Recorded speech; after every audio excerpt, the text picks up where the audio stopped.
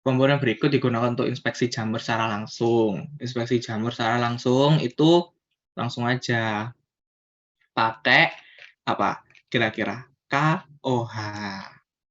KOH langsung kan cara pemeriksaan jamur secara langsung itu pakai KOH 10%. Terus dicat kan, dicatnya itu nanti berdasarkan apa ya bakteri gram positif dan negatif itu atau tinta Cina atau muciarmine gitu kan. Nah, itu jadi intinya kalau pemeriksaan secara langsung itu pakai KOH 10-20%. Next. Gitu. Yang itu soalnya anu ya, apa, nggak butuh terlalu effort untuk berpikir, yaitu hanya maksudnya hanya hafalan ada di PPT-nya, Dokter Lutfi itu. Next.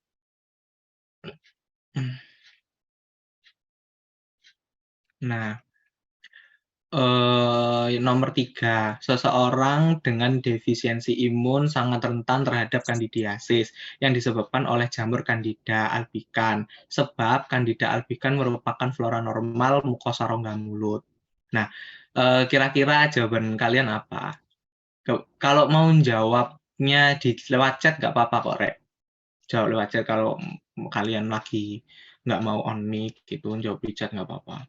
Kira-kira jawaban apa menurut kalian nomor 3 ini? Jawabannya A. A, oke. Oke. Jawabannya itu adalah benar-benar berhubungan. Benar, siap.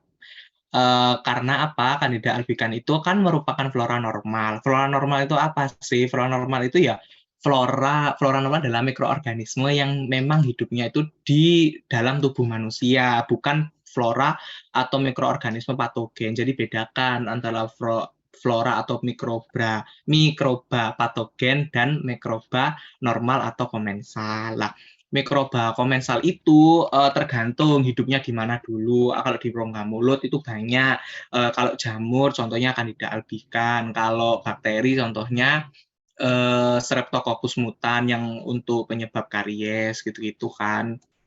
Nah, jenis jamur ini yang jamur komensal itu ditemukan jamur Candida itu ditemukan pada mukosa rongga mulut dan saluran pencernaan. Tetapi pada kondisi normal, sistem kekebalan tubuh itu tuh mampu mengontrol pertumbuhan dari si flora komensal tersebut. Jika kondisi tubuh atau sistem imun tubuh itu tuh baik gitu loh, jadi bisa dipertahankan, jadi tidak bisa sampai menyebabkan penyakit. Nah, terus flora normal atau komensal ini tuh apakah bisa menyebabkan penyakit? Bisa, sangat bisa. Walaupun mereka itu normal hidupnya di dalam tubuh manusia, tapi mereka tuh juga namanya apa ya, mikroba antigenik gitu yang dapat mempengaruhi sistem imun. Kapan mereka tuh bisa menyebabkan infeksi ke manusia saat kondisi imun manusia menurun. Nah, infeksinya namanya apa? Infeksinya adalah namanya infeksi oportunistik. Jadi diingat-ingat, infeksi oportunistik adalah infeksi yang disebabkan oleh mikroba normal atau komensal jika pada kondisi lingkungan yang tidak mendukung. Lingkungan yang tidak mendukung artinya sistem imun tubuh kita itu lagi menurun. Misalnya kita lagi sakit apa gitu. Jadi jawabannya adalah benar-benar berhubungan. Tuh. Oke, next. Kalau soal hafalan aku anggap kalian pasti bisa lah kalau soal hafalan. Maksudnya ada di PPT-nya Dokter Lutfi, Prof. Retno, apa namanya, satunya itu Prof. Rini gitu kan. Oke, manifestasi klinis yang disebutkan oleh infeksi jamur adalah sebagai berikut, kecuali. Nah, di sini kecuali. Kecuali kira-kira apa, Rek? Kalau nomor 4 ini. Silahkan dijawab. D, oke, Jeremy jawab D, Aulian jawab D. Yang lain gimana? Apakah setuju jawab D atau bagaimana teman-teman? Oke, kebanyakan jawab D. Oke, betul. Jawabannya adalah hanya 4 yang benar. Jadi manifestasi klinis, itu pada jamur kalau menurut PPT yang diberikan oleh Dokter Lutfi itu ada yang pertama infectious disease, imun defisiensi, mikotoksikosis, tuh, dan hypersensitivity. Nah, yang apa sih mikotoksikosis? Mikotoksikosis itu adalah keracunan oleh jamur yang disebabkan oleh produksi toksin oleh jamur yang tumbuh pada makanan atau pakan ternak. Jadi kalau ada orang yang keracunan gara-gara makanan basi, nah itu tuh bisa disebut mikotoksikosis karena jamur itu beracun gitu. Ya ada jamur yang bisa dimakan seperti jamur tiram, tapi itu beda dengan jamur yang kita maksud. Jamur yang kita maksud adalah jamur yang patogen gitu kan. Oke, next. Ini gampang lah. Nomor 5.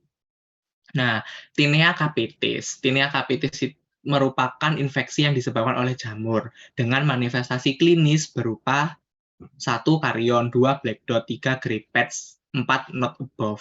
Nah, kira-kira apa? Ini juga soal hafalan sih, nggak soal yang terlalu terlalu berpikir gitu. Kira-kira apa? A, B, C, D, E, D. Dan jawab D. Jeremy D. Yang lain D. Helmi D. Oke. Tinea capitis. Nah, Tinea capitis itu tuh jamur. Tinea capitis itu jamur.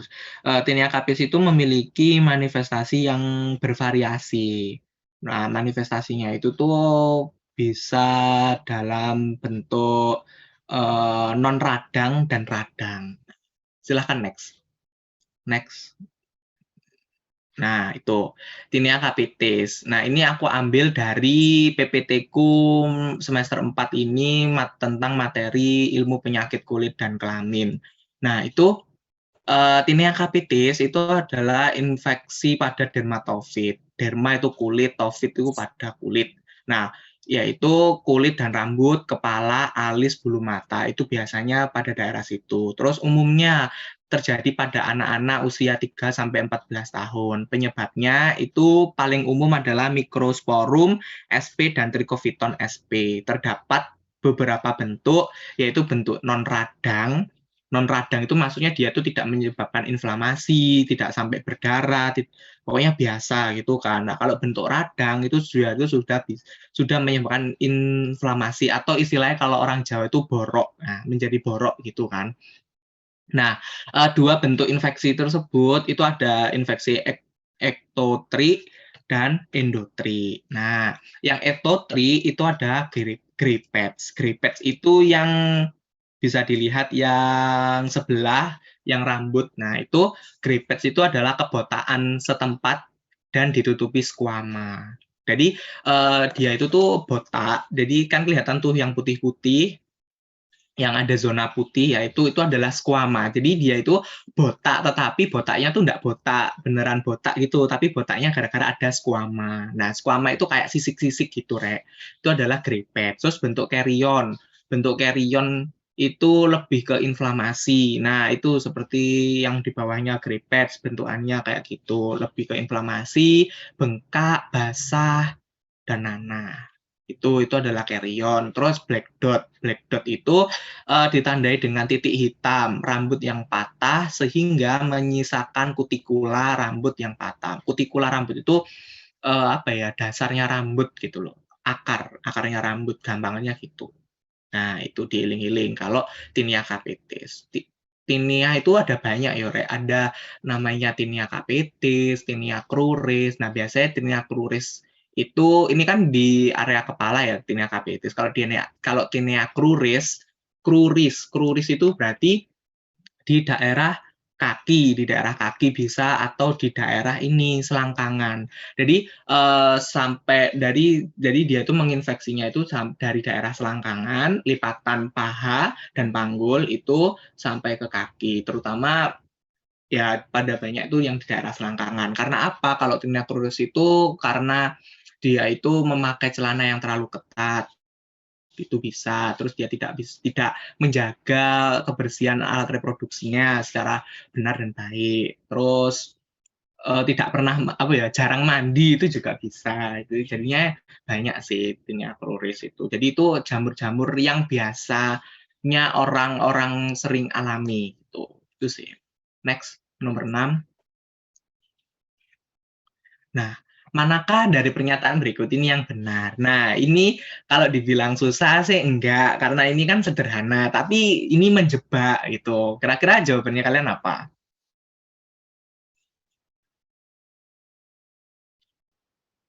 Kira-kira. Manakah dari pernyataan berikut ini yang benar? Oh, D. Aulian jawab D. Respon imun bawaan lebih kuat daripada respon imun adaptif. Oke. Selain Aulia, siapa lagi yang mau jawab? Jeremy A. Respon imun adaptif lebih kuat daripada respon imun bawaan. Oke, ada lagi OA. KPS Natania A. Oke, ada cara apa kok pakai KPS bareng? Oke, Helmi juga A. Oke, berarti jawabannya dibagi dua kubu ya, antara A dan D. Oke, jawabannya yang benar itu adalah, adalah bebek. Kenapa kok bebek? Coba tetap next tadi aja, next di soal. Yang ya itu soal bebek, yaitu respon imun bawaan itu lebih cepat daripada respon imun adaptif. Nah, kalau masalah respon imun innate dan respon imun adaptif itu perbedaannya hanya ada dua, yaitu antara cepat atau lambat. Kalau kuat, semuanya itu sama-sama kuat. Respon imun adaptif dan respon innate imun innate itu juga kuat. Jadi itu nggak ada yang nggak lebih kuat, semuanya itu sama-sama kuat. Nah, tetapi perjalanannya atau prosesnya itu yang membedakan. Kalau respon imun bawaan itu lebih cepat. Namanya aja respon imun bawaan atau innate immunity. Nah, respon imun bawaan ini itu dia itu kan ketika Anda terciptakan, yaitu mulai dari embrio, mulai dari janin, itu tuh sudah ada respon imunnya sendiri sampai terbentuklah bayi. Sebuah bayi itu sudah ada respon imunnya, Pak. Sudah ada respon imun dari dalam tubuh sendiri. Nah, kira-kira respon imun dari manusia yang ada dari lahir sampai mati itu kira-kira apa? Ada yang tahu nggak? Respon imun apa? Contohnya. Ada yang tahu nggak? Respon imun yang ada dari manusia tercipta sampai manusia mati. Kira-kira apa? Contoh dari imun bawaan atau innate immunity. Nggak apa-apa kalau jawab chat, kalau nggak bisa on mic gitu. Jawab seingatnya aja gitu, nggak perlu harus bener-bener banget. Sama aku santai, nanti bisa dibenerin. Mukosa, air mata, kurang tahu Kak. Yang lainnya, oke Natania, thank you atas jawabannya, atas responnya. Yang lainnya, udah nggak yang mau jawab? Kulit, oke. Ya, respon immunity sampean. Innate immunity itu oke, makasih Lina, makasih Aulia, jelas responnya. Respon innate immunity atau imun bawaan itu yang paling kalian rasakan itu adalah sel-sel radang. Sel-sel radang itu apa aja? Contohnya adalah monosit, limfosit, gitu-gitu kan. Nah, itu apa berarti? Leukosit atau sel darah putih. Jadi sel darah putih adalah imun bawaan. Nah, terus kalau kulit bla bla bla itu juga imun bawaan, tetapi dia itu termasuk pertahanan spesifik, itu kan, pertahanan spesifik. Jadi dia itu organ yang mampu sebagai barier pertahanan, gitu. Ada yang secara fisik, kimia maupun biologi, itu kan. Nah, Oke, benar. Tapi yang lebih gampangan nih gitu lah istilahnya. Kita ngambil yang gampang-gampang aja, lebih gampangan nih. Kalau innate immunity itu ya kayak monosit, ya pokoknya intinya leukosit lah yang bentuknya granulosit maupun agranulosit. Itu kan dari kita lahir itu kan sudah ada, sudah diproduksi di bone marrow. Bone marrow itu apa? Sumsum tulang. Sumsum tulang itu tidak mesti sumsum tulang belakang. Jadi dicatat ya. Jadi kalau ada pertanyaan di manakah sel darah tersebut, sel darah dibentuk. Sel darah itu bisa darah merah, bisa darah putih, itu dibentuk. Itu jawabannya adalah sumsum tulang, bukan sumsum tulang belakang. Jadi kalau kalian jawab sumsum tulang belakang itu jelas salah karena sumsum tulang itu tidak hanya ada di vertebrae, tapi ada di banyak tulang. Tulang apa? Contohnya adalah tulang pipa, tulang yang berbentuk pipa. Tulang pipa itu yaitu tulang ekstremitas atas dan tulang ekstremitas bawah, tulang tangan. Tangan ini ya, tangan, terus kaki, femur, crures, tibia gitu-gitu kan. Nah, itu adalah salah satu tulang yang bisa memproduksi sel darah di situ, di sumsum tulangnya. Atau kalian lebih gampangannya kalau bisa apa ya, kalau nggak dapat gambarannya, kalian kalau makan apa sih namanya, kikil sapi. Nah, kalian kan biasanya kan ada tuh kayak nyeruput nyeruput kikilnya gitu kan, kayak apa ya, iganya sapi itu kan diseruput itunya kan pakai sedotan. Nah, itu yang kalian makan itu adalah sumsum tulangnya gitu yang kalian makan. Jadi kalian nggak usah bingung susun tulang itu yang kayak gimana, apakah harus apa nih tulang belakang, enggak gitu. Oke, next penjelasannya udah aku tambahkan, ini banyak nanti kalian baca sendiri. Next. Nah, itu imun adaptif sama imun bawaan. Kalau imun adaptif, sebentar. Imun adaptif, kan itu berarti dia ada dikarenakan adanya suatu patogen yang masuk atau antigen yang masuk ke dalam tubuh gitu kan. Adaptive immunity kan gitu. Nah, udah. Jadi dia itu beradaptif. Jadi kayak apa ya? Virus misalnya virus COVID, ada kan di sini ada yang kena lah COVID gitu. Nah, itu kalau virus COVID tersebut itu menyerang ke tubuh kita, terus tubuh kita itu akan mengenali dulu, oh ini kamu siapa kan gitu kan biasanya kan kenalan dulu kan kalau nggak kenal orang. Jadi kenalan kamu siapa, terus itu terus si virus COVID ini jawab, oh aku virus COVID, oh dari tubuh kita tuh harus mengenal dulu, oh ini virus COVID, harus apa ya kayak tubuh kita tuh memproses respon apa yang cocok untuk diberikan si virus COVID ini. Itu, nah habis itu barulah nanti infeksi kedua itu bisa ditangani oleh tubuh kita dengan sistem imun atau antibodi secara spesifik. Entah itu yang bekerja sel sitokin apa, gitu-gitulah yang memproses yang virus COVID tersebut. Gitu. Next. Jadi jawabannya B. Respon imun bawaan lebih cepat daripada respon imun adaptif. Nomor 7. Nah, nomor 7, limfosit B dan T berasal dari tempat yang sama, yaitu, nah ini tadi udah sempat aku notice juga kan tadi. Nah, itu apa? Nomor 7 nomor 7 jawabannya jadi apa? Berdasarkan penjelasanku tadi, jawabannya A. Betul.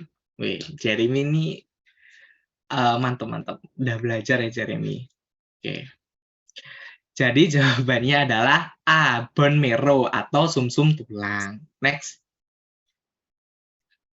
Dan nanti dibaca sendiri ya itu penjelasannya. Next.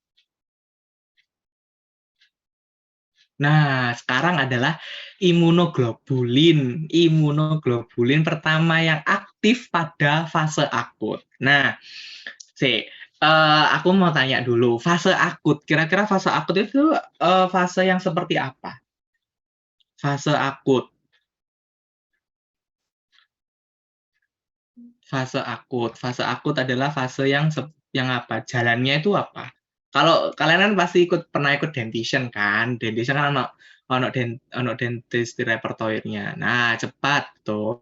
Akut jalannya cepat, kronis jalannya lambat. Nah, gitu kan. Jadi itu dieling-eling walaupun apa ya, adanya dentist repertoire itu memang menyusahkan, harus hafalan lah, harus ini, itu tapi juga berguna gitu kan. Jadi itu enggak apa ya, ada alasannya lah di balik itu, pembuatan dentist repertoire. Oke, imunoglobulin pertama yang aktif pada masa akut adalah kira-kira jawabannya adalah D. Aulian jawab D, kalau yang lain jawab? Oke. Yang lain jawab D, ya D semua. Oke, betul. Jawabannya adalah IgM. Next. Nah, next.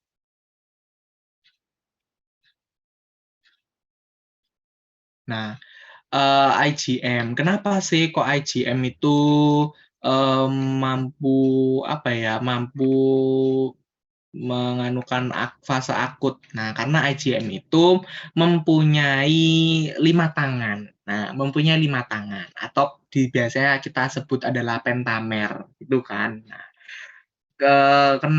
kenapa kok disebutnya itu, kenapa kok 5 tangan itu dia cepat fase akut, cepat menangani si antigen, karena ya sekarang dibandingkan aja kalau yang lainnya punya 2 tangan atau 3 tangan, tapi yang, IgM itu punya 5 tangan sendiri. Kan dia kan otomatis cepat berikatan dengan antigen. Antigen itu ya tadi virus, mikroba, jamur, bakteri, parasit itu. Jadi IgM itu cepat untuk berinteraksi atau saling berikatan reseptornya. Itu kan gini ya konsepnya gini, antigen itu tuh dia itu, mampu menginfeksi host, itu tuh dia tuh harus berikatan dulu.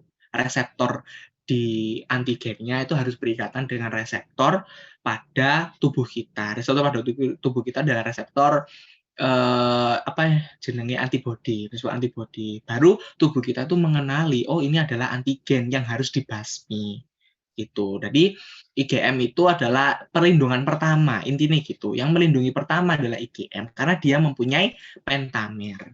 Itu kan. Nah, seperti yang dijelaskan, ini IgM itu merupakan imunoglobulin pertama kali diproduksi saat terjadinya infeksi. Biasanya meningkat dalam beberapa hari pertama setelah infeksi. IgM memiliki kekuatan afinitas yang rendah terhadap antigen, sehingga dapat berikatan dengan banyak jenis antigen.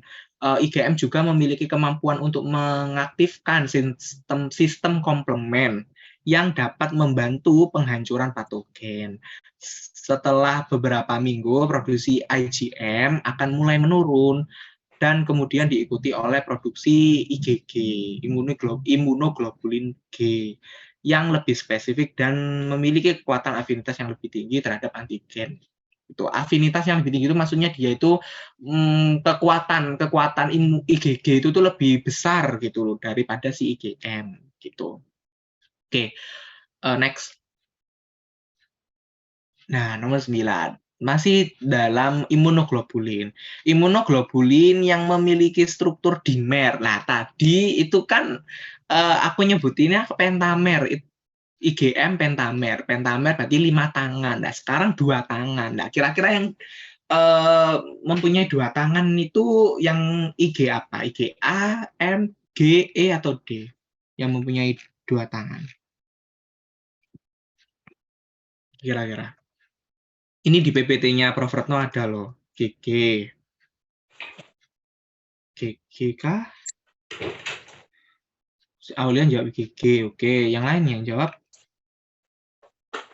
IgA. Oke, Audrey jawab IgA. Oke, berarti antara IgG dan IgA. Jawabannya adalah IgA, imunoglobulin A. Next. Pembahasannya ada gambar. Nah, itu silahkan lihat gambarnya, teman-teman.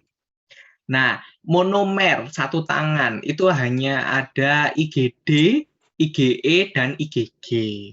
Nah, itu udah dijelasin. IgD itu memicu respon imunitas banyak ditemukan pada sel B atau dia itu diproduksi pada sel limfosit B itu kan. Terus IgE terikat pada reseptor sel mast dan basofil yang menyebabkan pelepasan histamin. Antibodi ini bekerja sebagai respon alergi. Diingat-ingat IgE itu untuk alergi. Jadi yang khas IgE itu untuk alergi gitu. Terus IgG itu adalah pelindung berbagai mikroba dan toksin. IgG berjumlah paling banyak dari seluruh antibodi yang bersirkulasi.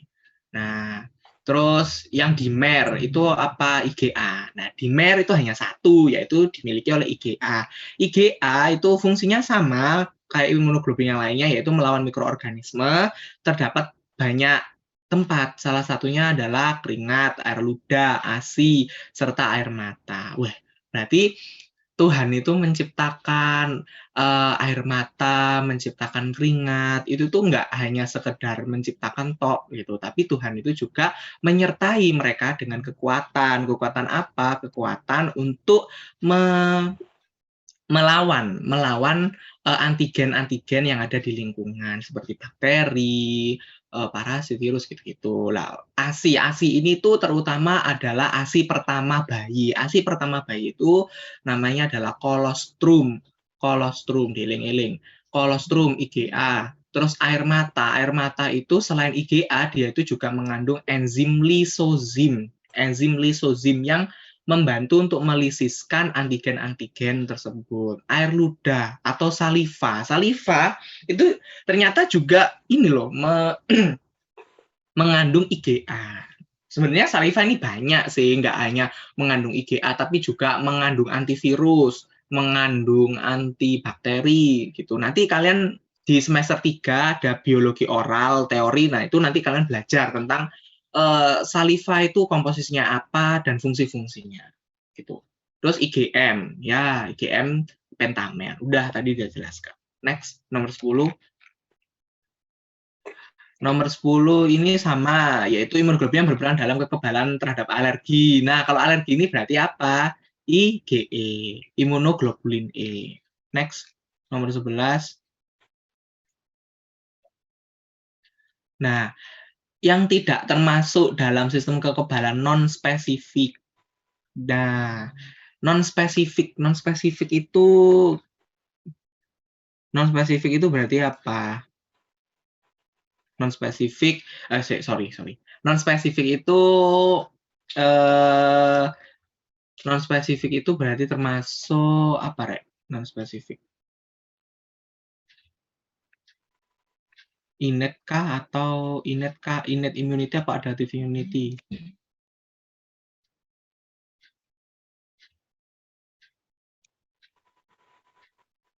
Innate. Ada yang ngomong innate. Terus yang lainnya apa?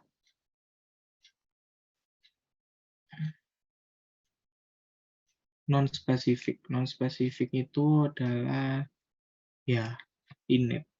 Betul. Betul. Jawabannya adalah non-spesifik itu adalah innate. Nah, berarti yang tidak termasuk dalam sistem kekebalan non-spesifik adalah apa kira-kira? Neutrofil, basofil, makrofag, komplement itu adalah spesifik semua. Berarti jawabannya D, antibody. Ya, betul, antibody. Next. Nomor 12. Nomor 12 ini jenis imunoglobulin yang dapat melewati plasenta. Nah, di sini ada dan ditemukan pada kolostrum ASI. Nah, berarti tadi kan udah dibahas ya, kolostrum berarti IgA. Yo, jawabannya berarti IgA. Nah, next. Nah, itu adalah fungsi-fungsinya ya. Infeksi pertama IgM, IgG plasenta, IgD antibodi oleh sel B plasma pada kolostrum IgA, IgA lagi. Nah, next nomor 13. Paru-paru, usus dan kulit dan mencegah dari hambatan fisik dan imunologi utama terhadap penyebab infeksi, sebab organ tersebut merupakan garis pertahanan pertama dari respon imun. Benar apa salah? Jawabannya adalah E. Oh, jawabannya E. Jadi ini nilai E. Yang lain. Aduh, nyamuk. Paru-paru, usus, dan kulit dari hambatan fisik dan imunologi utama terhadap penyebab infeksi. Sebab organ tersebut merupakan garis pertahanan pertama dari tubuh. Maksudnya yang pernyataan satu itu paru-paru, usus, kulit itu adalah barrier secara fisik, barrier yang melindungi sebagai hambatan fisik. Gitu, Rek, maksudnya. Jadi melindungi dari apa? Dari infeksi. Jadi nggak usah bingung kalimatnya, mungkin ya dokter-dokter membuatnya agak membingungkan, jadinya itulah. Jawabannya oh semuanya yang jawab salah-salah. Oke, jawabannya kalau menurut aku itu A. Kenapa kok A? Iya, ya ini kan tadi toh non spesifik, yaitu barrier.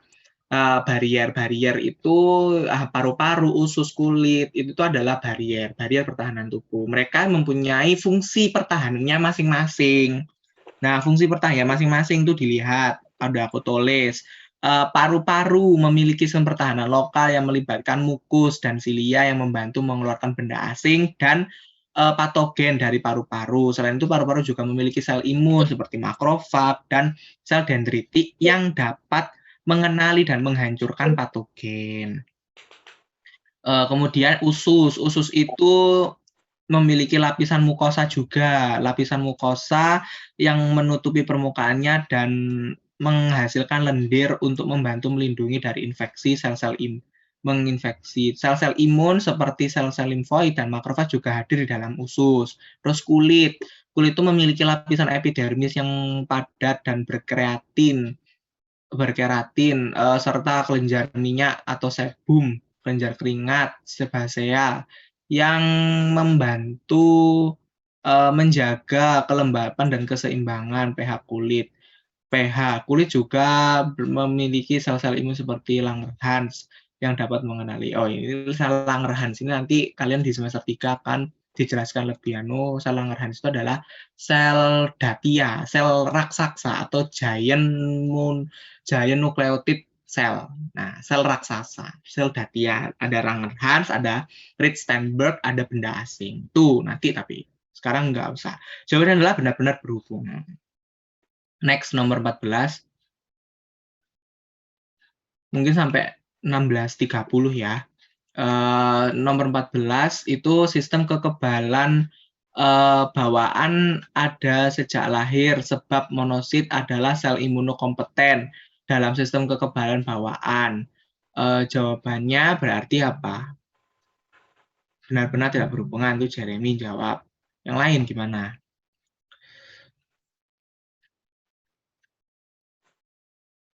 A.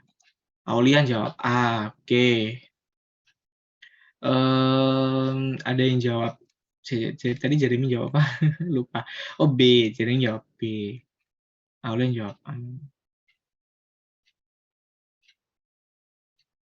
Oke, berarti jawaban menurutku adalah benar-benar berhubungan. Jadi sistem kekebalan bawaan yang ada sejak lahir itu iya, karena bawaan kan ada sejak lahir sampai orang itu meninggal, gitu kan. Nah, sebab monosit adalah sel-sel imunokompeten. Nah, sel-sel imunokompeten itu sel-sel leukosit, sel-sel darah putih itu kan. Nah, itu udah aku jelasin secara lengkap di situ ya. Oke, yang itu ada tabel tuh. Janin itu 0 sampai 2 bulan itu dari kuning telur. Nah, itu maksudnya apa? Itu adalah tempat terjadinya hematopoiesis. Jadi kalau janin kan masih belum terbentuk tulang kan ya. Terus dia tuh memproduksi sel darahnya itu dari mana, Mas? Dari ini, kalau janin itu dia tuh dari yolk-sac. Yolk-sac itu apa? Kuning telur. Terus kalau sudah umurnya 2 sampai 7 bulan, nah atau 2 sampai 7 bulan itu barulah dari hati atau limpa atau spleen.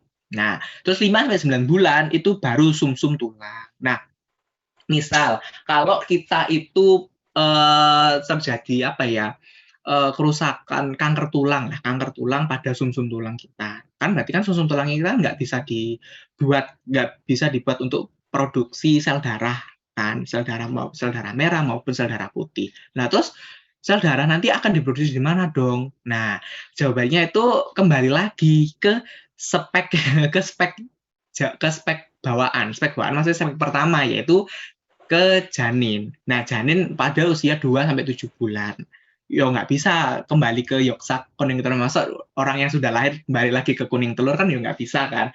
Nah, jadi itu dia sel darah merahnya itu akan diproduksi di dalam hati atau limpa. Nah, efeknya orang-orang yang penderita kanker tulang atau kanker darah yang tidak bisa produksi sel darahnya dari sumsum tulang, dia itu tuh akan menyerahkan produksi sel darahnya itu tuh pada hati dan limpa. Nah, akibatnya kalau hati dan limpa itu digunakan lagi untuk memproduksi sel darah, itu maka mereka itu akan membesar. Membesar itu bukan keadaan patogen, bukan, tapi mereka tuh keadaan fisiologi. Kenapa kok mereka membesar? Ya logikanya gini, mereka kan setelah lahir itu kan nggak dijadiin sebagai tempat pembentukan sel darah lagi kan, alias pabriknya wis tutup, tapi dibuka lagi pas ketika dia mengalami kondisi sakit untuk memproduksi sel darah. Otomatis dia kan harus memperbesar pabriknya agar menghasilkan sel darah yang banyak. Makanya hati dan limpa ketika orang-orang yang mengalami kanker tulang atau kanker yang tidak bisa memproduksi sel darahnya sendiri itu maka akan terjadi hepatomegali atau splenomegali. Splenomegali itu pembesaran limpa dan hati atau hepar itu pembesaran hepar. Hepatomegali itu pembesaran hepar. Tuh. Udah, next. Nah, nomor 15. Nomor 15, sistem kekebalan yang didapat dengan bantuan sistem kekebalan bawaan. Membuat protein khusus disebut antibodi. Sebab berguna untuk melindungi tubuh dari penyerang atau antigen. Nah, ini kira-kira jawaban kalian apa? Ini kan udah ya, tadi dijelas. Udah aku ceritain, panjang kali, lebar kali, tinggi. Kira-kira jawabannya apa menurut kalian?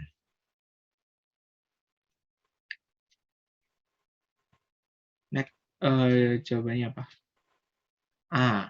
Oke. Jawabannya A menurut Jeremy. Yang lain? Yo, minimal 2 lah yang jawab. Oke, A. Oke. Aulia dan Jeremy mewakili teman-teman. Jawabannya adalah A. Betul. Karena sistem kekebalan tubuh yang didapat atau disebut juga sistem kekebalan adaptif, maksudnya adaptif itu kekebalan kekebalan akibat adanya antigen. Nah, itu melibatkan pembentukan protein khusus, yaitu antibodi. Jadi, misalnya yang tadi yang aku cerita tentang virus COVID, itu jika kita terkena pertama kali virus COVID, maka tubuh kita itu akan berkenalan dulu sama virus tersebut. Setelah itu, tubuh kita akan Meresponnya itu tuh dengan memikirkan kira-kira respon apa ya yang diberikan untuk virus COVID ini gitu kan. Nah, maka dari itu tubuh itu masih proses adaptasi lah gitu istilahnya. Nah, habis itu setelah misalnya kalau kena lagi, nah si virus COVID tersebut itu langsung bisa ditangani dengan dan benar. Virus COVID yang dulu ya, langsung ditangani oleh si ini, sel ini itu. Nah, itu ya wis, berarti jawabannya adalah benar-benar berhubungan. Dah. Next nomor 16. Kira-kira ini 16.30. Kalian mau lanjut nggak sampai nomor 20 atau udah cukup dari sampai 15 nomor aja?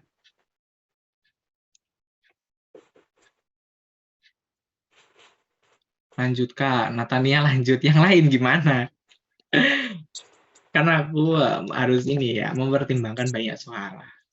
Kalau lanjut sampai nomor 20 kok. Enggak banyak-banyak. Nanti akan di-share. Oke, lanjut. Oke, lanjut. Nomor 16. 16 adalah struktur virus berbeda dengan struktur bakteri, di mana di bawah ini adalah struktur virus berupa protein yang terletak di antara kapsid dan selubung. Nah, kira-kira jawabannya adalah, ini ada di PPT-nya Prof. Retno. Prof apa? Bukan sih, bukan. Prof Lini, PPT-nya Prof Lini. Nah, oke.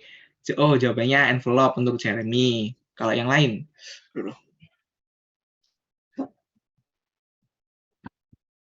Lainnya, jawabannya apa? Selain Jeremy jawab E.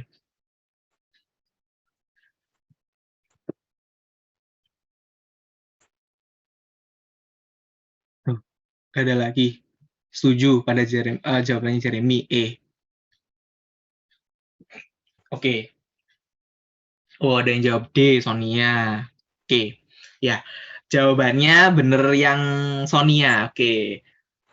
Jawabannya adalah tegumen. Next. Nah, di situ ada tuh gambar. Aku berikan gambar. Ini dari PPT-nya Prof Rini ya. Di situ ada virion. Virion itu adalah merupakan istilah yang digunakan untuk menyebut virus yang telah matang dan siap untuk menyebar. Nah, di virus ya, yaitu bunder itu adalah virus yang telah matang atau yang siap untuk menginfeksi host atau host pest gitu kan. Nah, terus tegumen. Nah, tegumen adalah protein structure between capsid and envelope. Nah, ini pas dengan yang kita cari tadi, yaitu protein yang terselubung antara kapsid dan envelope. Terus envelope sendiri adalah lapisan lipid dan protein yang terdapat pada virus tertentu yang berasal dari membran sel inang yang diambil saat virus keluar dari sel inang. Berisi apa? Berisi glikoprotein, glycoprotein spikes atau virus coded on its surface. Nah, surface itu adalah envelope. Terus kapsid itu selubungnya, tapi selubungnya lebih dalam. Itu kan ukurannya itu 100 sampai 110 nanometer.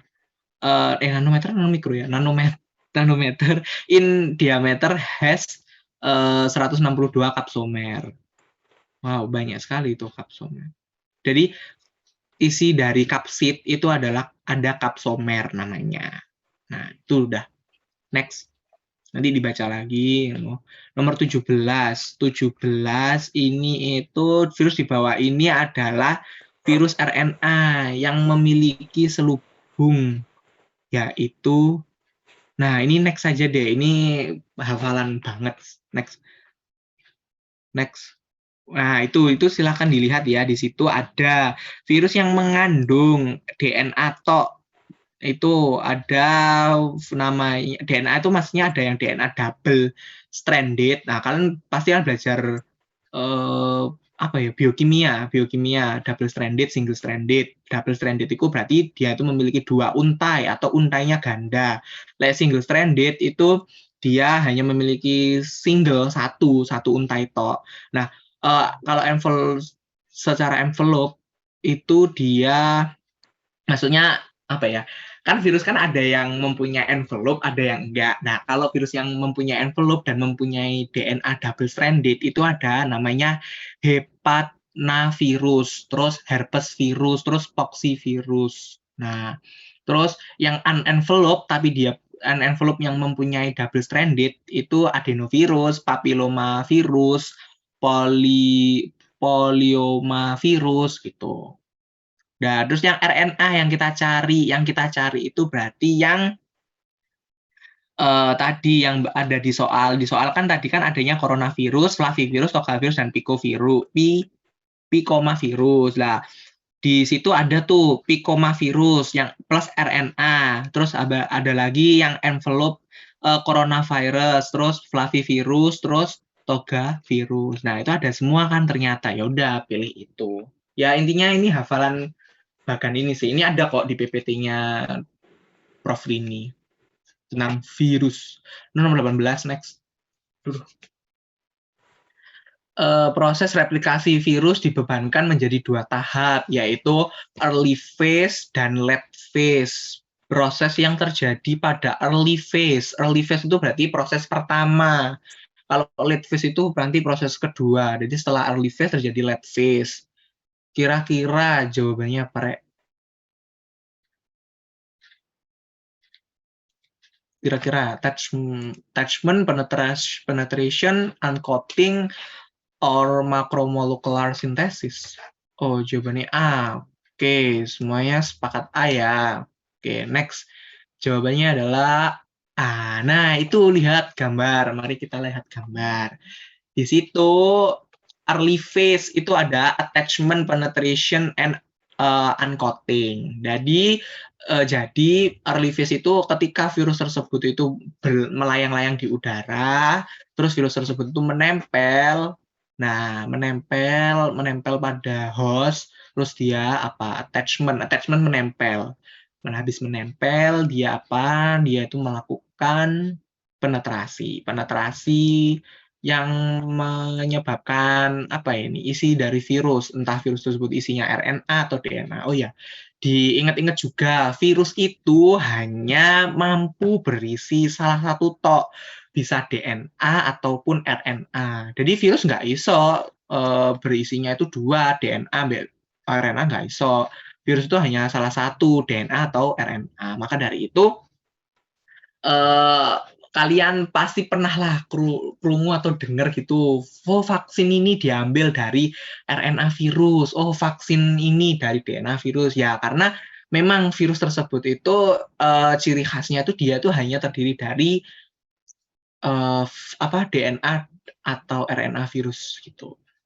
Oke, late phase. Late phase itu ada macromolecular synthesis, viral assembly, and release. Maksudnya dia itu sudah bereplikasi. Di late phase itu dia itu sudah bereplikasi. Jadi virusnya itu sudah bereplikasi di dalam hostnya. Oke, next. 19.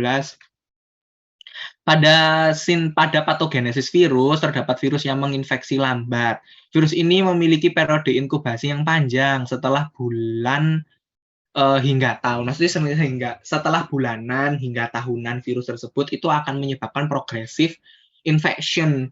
Salah satu contoh dari kondisi ini adalah virus apa? Kira-kira ini nggak usah hafalan, wis ketok di mata ya.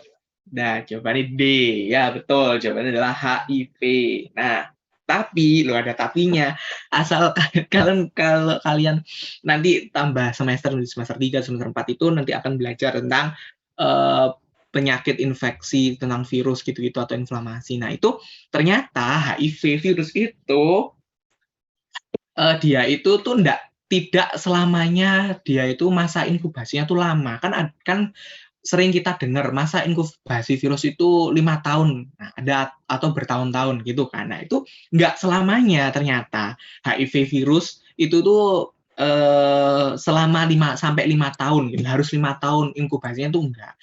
Nah, terus dipengaruhi oleh apa Mas? Kok HIV virus itu enggak selalu 5 tahun? Nah, dipengaruhi yang paling berpengaruh itu apa? Imun tubuh kita. Nah, jadi virus itu oke lah dikatakan virus itu menginfeksi diri kita, tetapi virus tersebut itu kalau imunnya kita kuat, virus tersebut itu tidak akan bisa bereplikasi. Dia akan dalam bentuk laten dan dalam bentuk apa ya, berdiam diri itulah istilahnya. Jadi dia tuh nggak lapo-lapo karena imun tubuh kita kuat gitu.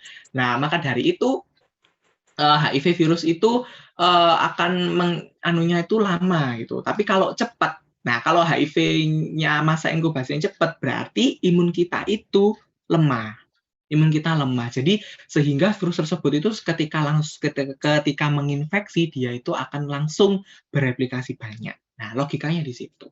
Nah, jadi intinya ya D, HIV virus itu yang masih lama secara inkubasinya. Tuh, next. Nah, nomor 20 itu struktur dari virus terdiri dari asam nukleat yang disebut DNA atau RNA dan dikelilingi oleh protein yang disebut kapsid. Kapsid ini terdiri dari komponen kecil yang disebut. Nah, tadi di gambar tadi kan ada di dalam kapsid itu ada yang namanya apa? Betul, ada yang namanya kapsomer. Nah, next. Ada di gambar kok. Next. Nah, itu penjelasannya adalah kapsomer. Kapsomer itu loh ini loh 100 sampai 110 nanometer in diameter has 162 kapsomer. Jadi kurang lebih di dalam kapsid itu terdapat 162 kapsomer. Ketika kapsil tersebut itu ukurannya 100 sampai 110 nanometer. Gitu. Ya, berarti jawabannya adalah E, kapsomer. Udah. Apa lagi ya? Udah sih. Kalau lanjut. Ini gimana? Safa, kira waktunya kurang berapa menit, Safa? Hah? Safa, halo?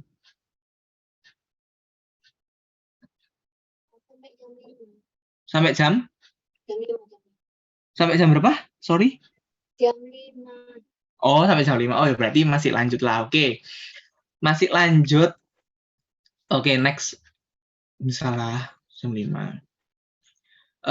Efektivitas virus, transmisi virus, efektivitas virus dari transmisi virus tinggi berdasarkan beberapa hal di bawah ini. 1 sampai 4. Kira-kira apa yang betul, Rek? Efektivitas virus. Jadi virus itu efektifnya ketika menginfeksi host, menginfeksi host itu tuh tergantung dari apanya gitu. Tergantung dari ini ada kok di PPT-nya Prof ini. Nah, pembahasannya adalah coba next. Pembahasannya ini mungkin agak terlewat ya. Memang ini nggak seberapa di-highlight ketika Prof ini menjelaskan. Jadi, nah itu viral transmission. Viral transmission itu the effectiveness of viral transmission depends on the virus concentration and the route of transmission. Jadi efektivitas virus itu tuh berdasarkan 1 dan 3. 1 dan 3 itu apa tadi? Yaitu konsentrasi virus dan rute transmisi virus. Nah, virus concentration and the route of transmission. Nah, itu udah maksudnya di PPT udah jelas gitu. Oke, next. Nomor 22, virus memiliki kemampuan untuk menyebabkan penyakit yang disebut virulensi.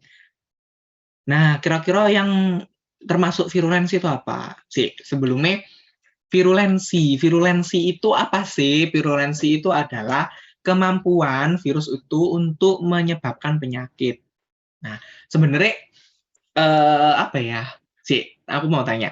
Virulensi itu apakah hanya virus tok yang punya?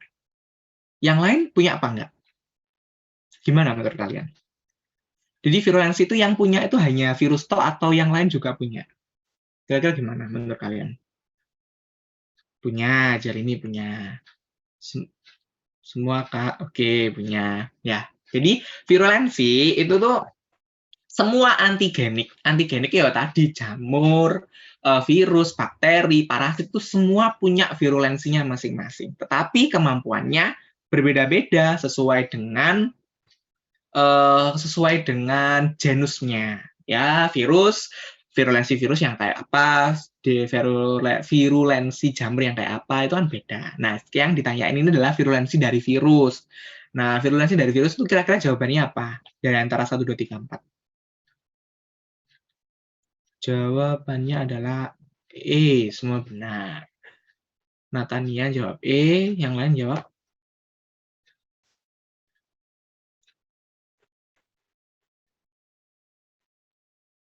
E.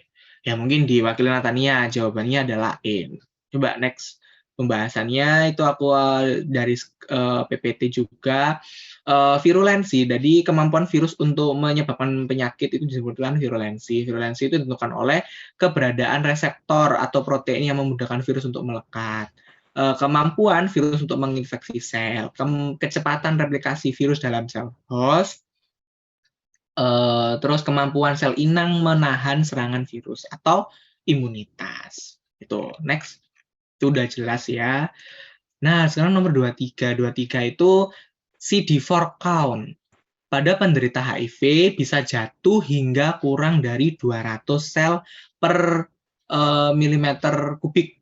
Sebab penurunan level CD4 secara perlahan menyebabkan infeksi berjalan untuk waktu yang lebih lama. Jawabannya apa?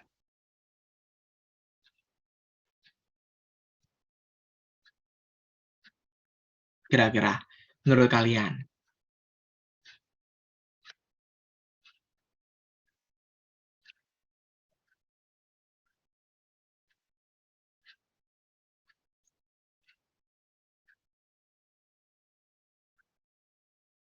Ayo, gimana? Bingung lah. Ah, oke, Natania, Ella jawabnya A.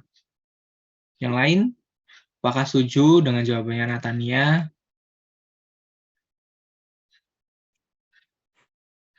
Bingung, Kak? Oke, oke. Oke, gini, jawabannya adalah A. Penurunan level CD4 pada penderita HIV adalah tanda bahwa sistem kekebalan tubuh itu sedang mengalami penurunan. CD4 sendiri di dalam manusia itu normalnya adalah 500 sel per milimeter kubik. Pada penderita HIV itu bisa kurang dari 200, itu bisa banget gitu. Nah,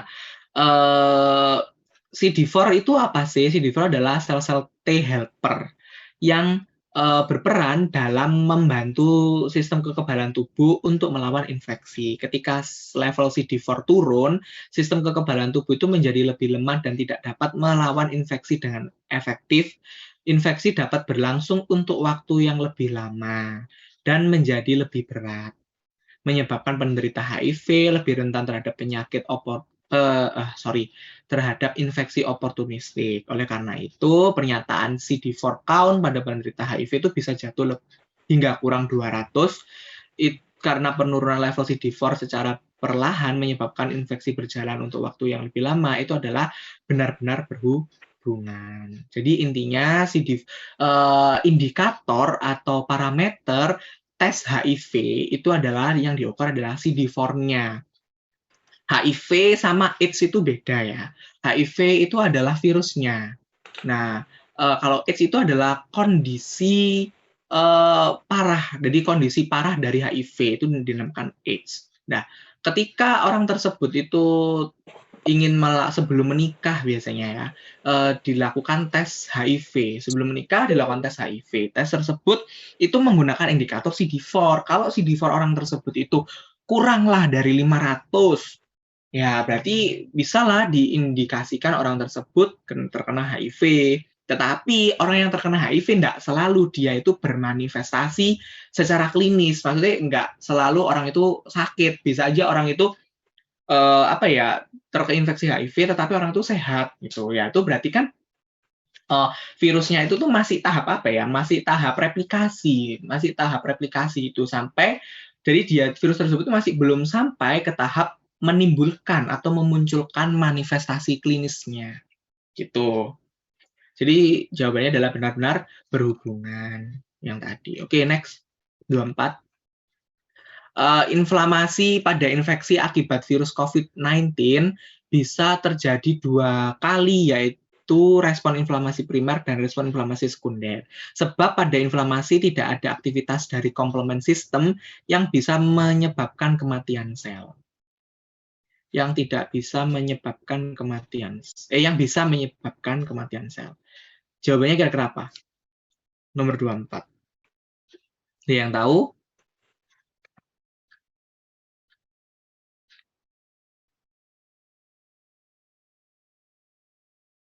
Pada inflamasi tidak ada aktivitas dari komplement sistem yang bisa menyebabkan kematian sel. Oke. Ini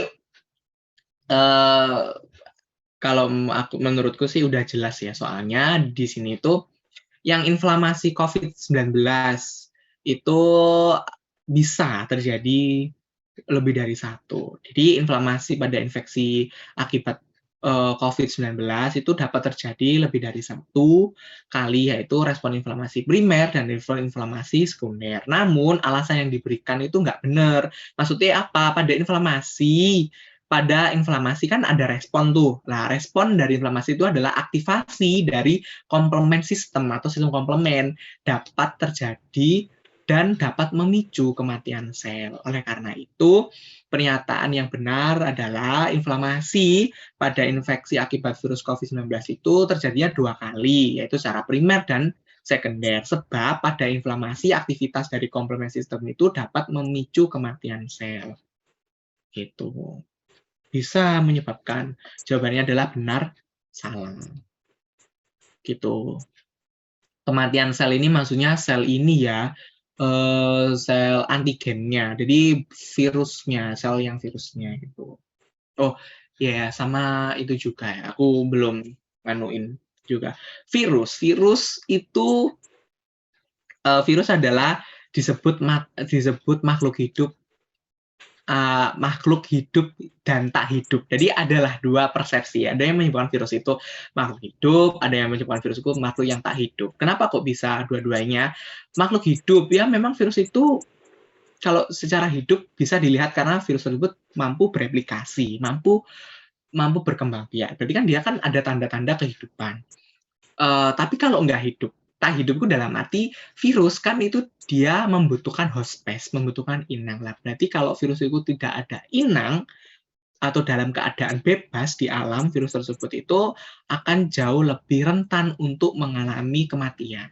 Jadi makanya virus itu kenapa kok selalu menginfeksi, entah itu bakteri, manusia, bla bla bla, itu virus tersebut itu memang seperti itu kehidupannya. Jadi dia itu tuh menginfeksi, dia itu hanya mampu berlindung dari host space. Nah, jadi gini, virus, misalnya kita kena virus COVID-19. Virus COVID-19 itu tuh enggak serta-merta virus COVID-19 itu ada di alam, virusnya keadaan bebas, terus kita kena. Enggak. Virus yang menginfeksi kita itu adalah virus yang sudah menginfeksi bakteri.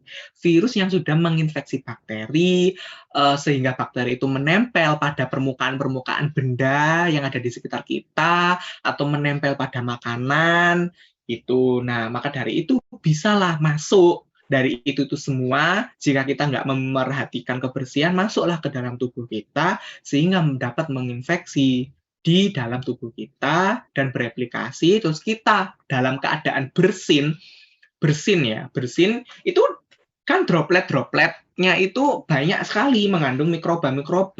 Karena apa ya? Karena droplet kan dari apa sih? Dari saluran pernapasan. Nah, saluran pernapasan itu ada loh mikroba normal atau flora komensal dari saluran pernapasan sendiri.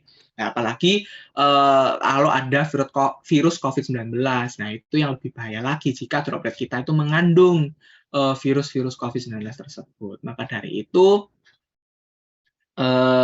virus tersebut itu membutuhkan inang. Nah, itu sih.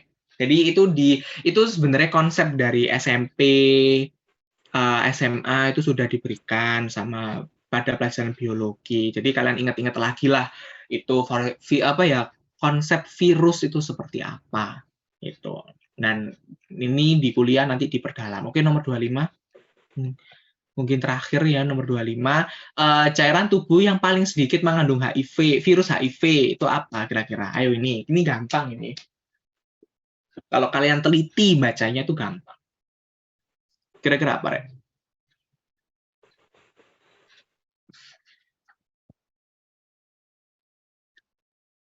D. Natania sama siapa nih jawab D? Audrey jawab D. Oke. Oke. Nggak ada yang lain? Jawabannya lain?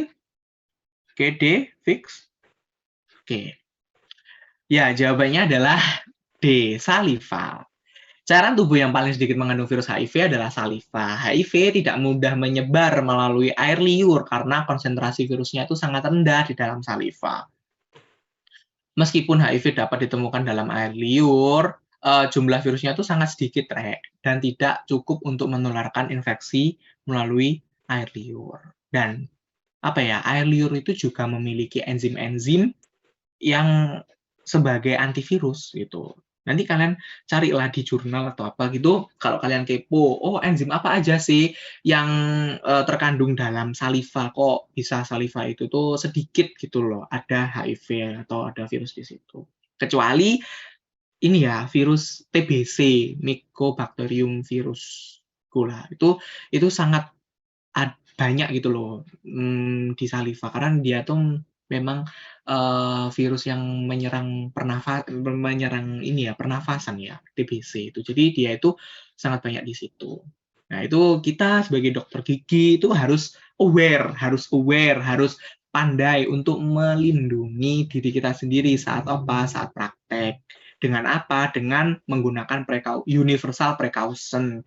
Apa sih universal precaution itu? Ya APD, sarung tangan, masker, pelindung kepala atau head cap, itu tuh sangat penting. Jadi kita nggak boleh semena-mena ada pasien kita langsung rawat, kita cuma pakai sarung tangan tok terus kita rawat, nggak boleh, kita harus pakai APD. Walaupun itu kita telah keluar dari masa-masa COVID. Karena apa? Karena semakin kenyataan ya, semakin bertambahnya tahun, penyakit-penyakit itu lama-lama itu semakin banyak dan semakin bermacam-macam. Jadi kita itu harus pandai-pandai untuk melindungi diri kita agar diri kita itu tidak terinfeksi oleh virus tersebut.